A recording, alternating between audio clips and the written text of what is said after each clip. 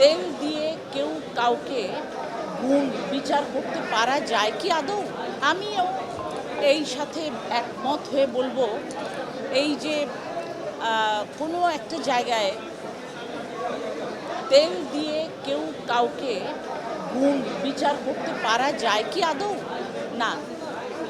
আপনি তেল দিয়ে এগিয়ে যেতে পারেন দুটো পা, দুটো স্টেপ, কিন্তু আপনার গুণগত মান অবশ্যই মানুষ বিচার করে, এবং গুণগত মানের সাথে সাথে আরও কিছু জিনিস রয়েছে। যেমন তুমি জিজ্ঞেস করেছো রবীন্দ্রনাথ ঠাকুর নোবেল পুরস্কার পেয়েছেন এবং নজরুল পাননি। সেখানে হয়তো একটু প্রযুক্তির কাছে এগিয়ে যাওয়ার মতন ক্ষমতার ব্যাপার আছে।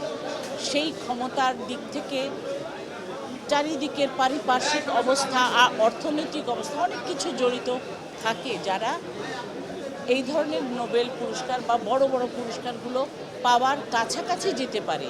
যখন কাছে যাওয়া হয় তখনই তার প্রকৃত যে মূল্য, যে মান, যে গুণগত মান, সেটি বিচারের সময় আসে। ঠিক সেই সময় পর্যন্ত যাওয়া একটা ব্যাপার।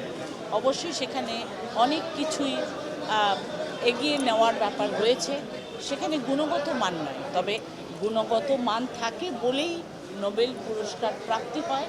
গুণগত মানের কাছে যাওয়ার মতন ক্ষমতা যাদের হয়নি বা অল্প সময়ে কাজ করার সৃষ্টিশীলতার সময় পেয়েছিলেন কবি কাজী নজরুল ইসলাম, তাই আমি বলবো এত স্বল্প সময়ে এত বিশাল সৃষ্টি আর কোনো কবির হয়নি।